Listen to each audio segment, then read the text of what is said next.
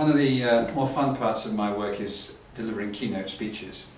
I'm not somebody who has a standard speech that they pour out to any poor old audience who gets stuck with having to listen.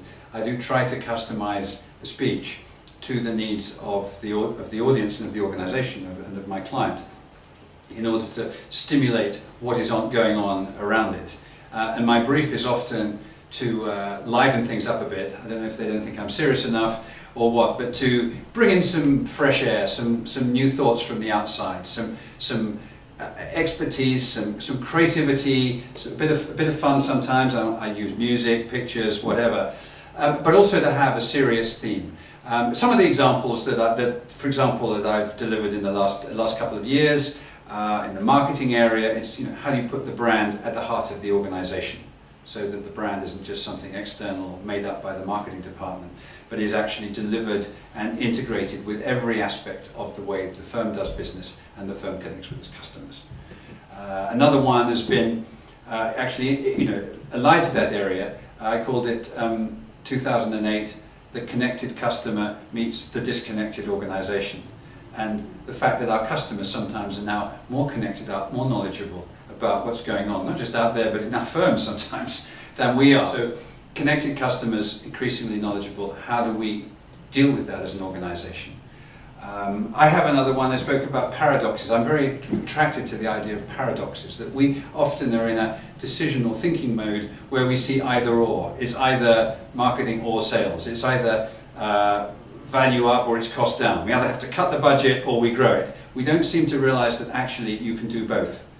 When banks introduced the ATM 30 years ago, they saved money and got a lot of business. Maybe they need a breakthrough like that now. Some of the other areas I look at are trends. Macro trends, business trends, customer trends.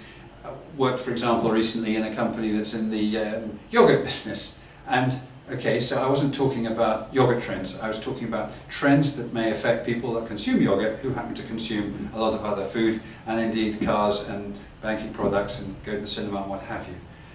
I think one of the things that works well when you have grey hair or no hair, or in my case both, that you have a little bit of, you're perceived to have a little bit of wisdom, should I say, a little bit of perspective, that people don't think you're trying to do their job for you, but they do perhaps believe that you might have seen recessions before. I think I've seen, it might be my fourth one we're in now. So people quite like to hear about, when they're talking about the internet, how it was when television was introduced, and how, making some patterns, because history repeats itself. It goes round and round. We can learn from the past.